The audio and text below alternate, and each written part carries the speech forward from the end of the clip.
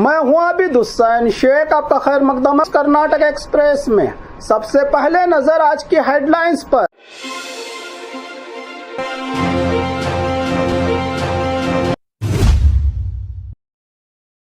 Coastal Karnataka का साहिली इलाके में आज ईद उल फित्र, उडुपी दक्षिण कन्नड़ा में हॉलीडे, बेंगलुरु में कल मनाई जाएगी राज्य भर में ईद।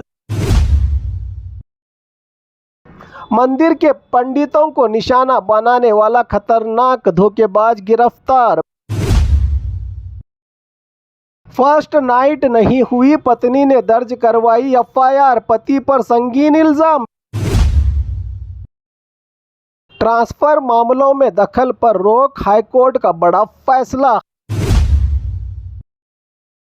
सीधा खड़े रहो, विजयनगर जिला एसपी की रउडियों को कड़क वार्निंग। रील्स बनाने का जुनून बना मौत का सबब, 15 साल के लड़के की दर्दनाक मौत। ऑनलाइन लव का जाल, ब्रेन ट्यूमर का ड्रामा करके लाखों की लूट। लॉकअप डेथ का आरोप, पुलिस पर टॉर्चर का लगा इल्जाम, गांव वालों का जोरदार प्रोटेस्ट। अब खबरें विस्तार से। कोस्टल कर्नाटक का साहिली इलाके में आज ईद उल फित्र, उडुपी दक्षिण कन्नड़ा में हॉलीडे, बेंगलुरु में कल मनाई जाएगी राज्य भर में ईद। कर्नाटक के कोस्टल इलाका साहिली इलाके में आज ईद उल फित्र का जश्न मनाया जा रहा है। उडुपी और दक्षिण कन्नड़ा में इस मौके पर पब्लिक हॉलीडे भी अनाउंस किया गया सरकार की ओर से, जिससे पूरे इलाके में खुशी का माहौल देखने को मिला। एक महीने के रोजे के बाद मुस्लिम भाई लोग आज मस्जिदों में नमाज अदा करके रब की बारगाह में शुक्राने की नमाज अदा करते और ईद सेलिब्रेट कर रहे हैं। सुबह से ही मस्जिदों में भीड़ और इबादत का सिलसिला जारी रहा। वहीं दूसरी तरफ बेंगलुरु में चांद नजर के हिसाब से ईद कल पूरे राज्य भर में मनाई जाएगी, इसीलिए यहाँ आज आम दिन है और कल त्यौहार का जोश दिखेगा बाकी इलाकों में। मंदिर के पंडितों को निशाना बनाने वाला खतरनाक धोखेबाज गिरफ्तार। बेंगलुरु के राजाजी नगर इलाके में पुलिस ने खतरनाक धोखेबाज परवीन भट्ट बताया जा रहा है, जिसका नाम गिरफ्तार किया है पुलिस ने, जो पूजा और दुकान ओपनिंग के बहाने पंडितों और पुजारियों को निशाना बनाता था। आरोपी पहले पंडितों से दोस्ती करता, फिर कहता कि पूजा के लिए घर की महिलाएं भेजो। इसी दौरान वो महिलाओं को ऑटो में ले जाकर गहने उतरवाता और वापस देने का झूठा वादा करके फरार हो जाता था। पुलिस के मुताबिक इसने 5 से ज्यादा मंदिरों के पुजारियों को ठगा है। आरोपी के पास से लगभग 15 लाख के 116 ग्राम सोने के गहने और 409 ग्राम चांदी रिकवर की है पुलिस ने। फिलहाल राजाजी नगर पुलिस ने केस दर्ज करके आगे की जांच शुरू कर दी है।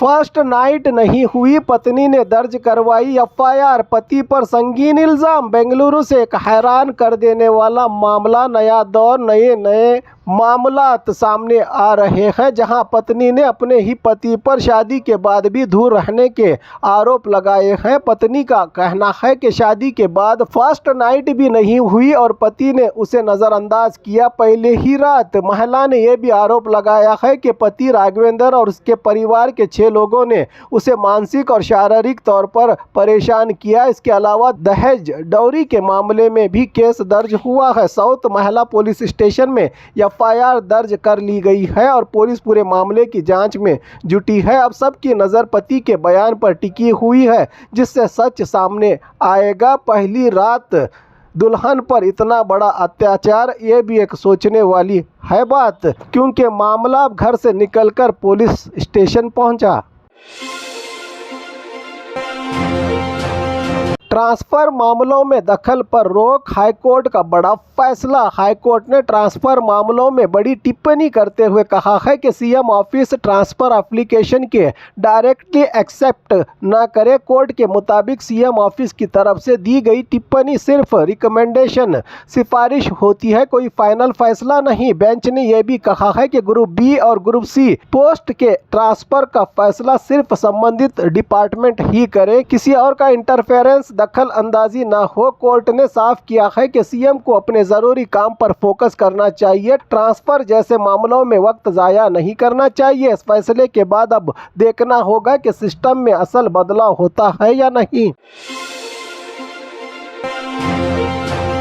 सीधा खड़े रहो, विजयनगर जिला एसपी की रउडियों को कड़क वार्निंग। विजयनगर से एक सख्त पुलिस एक्शन सामने आया है, जहां जिला एसपी जानवी ने रउडी शीटर्स को खुलेआम कड़क क्लास लेते हुए हॉस्पेट के डीआर ग्राउंड में हुए इस स्पेशल परेड में 21 पुलिस थानाओं के लगभग 220 रउडी शीटर्स को बुलाया गया।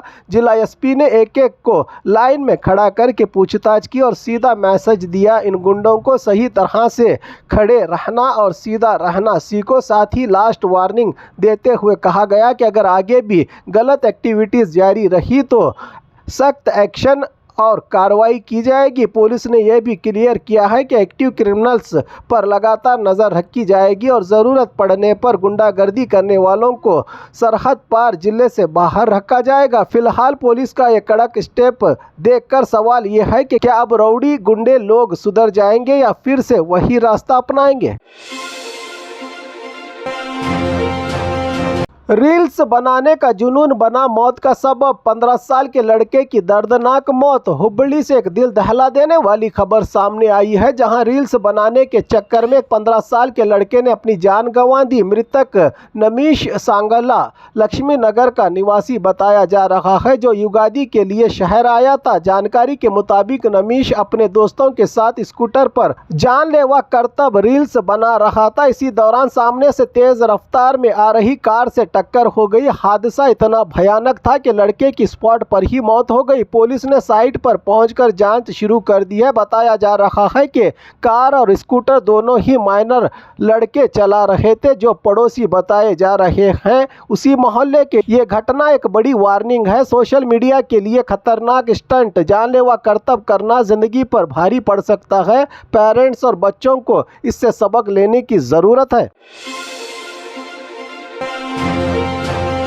ऑनलाइन लॉ का जाल, ब्रेन ट्यूमर का ड्रामा करके लाखों की लूट। बेंगलुरु से एक और shocking news, cyber law fraud का मामला सामने आया है। सोशल मीडिया पर शुरू हुई दोस्ती प्यार में बदली, लेकिन बाद में बड़ा धोखा बन गई। पीड़ित लड़की सौम्या ने आरोप लगाया है कि उत्तर प्रदेश के सुमित सिन्हा ने ब्रेन ट्यूमर और कैंसर का झूठा ड्रामा करके उससे लगभग 5,28,000 रुपये ठग लिए। लड़की ने उसकी मदद और शादी के सपने में पैसा दिया। सच सामने आने पर जब सौम्या ने दूरी बनानी चाहिए तो आरोपी ने उसे ब्लैकमेल करना शुरू कर दिया और सोशल मीडिया पर बदनाम करने की धमकी दी। फिलहाल पुट्टनहल्ली पुलिस स्टेशन में केस दर्ज है और पुलिस आरोपी की तलाश में जुटी है। ये केस एक बड़ी वार्निंग है। सोशल मीडिया पर अंधा विश्वास करके महंगा पड़ सकता है आपका जीवन।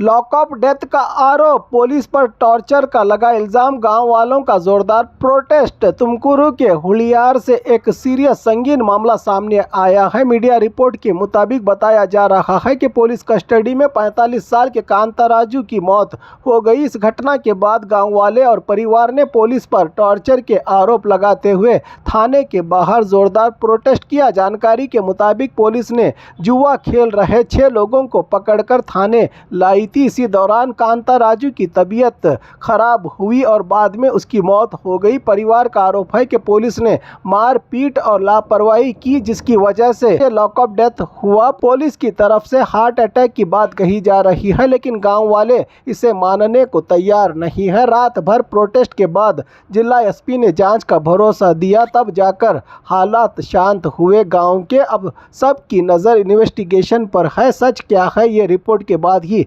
सामने आएगी।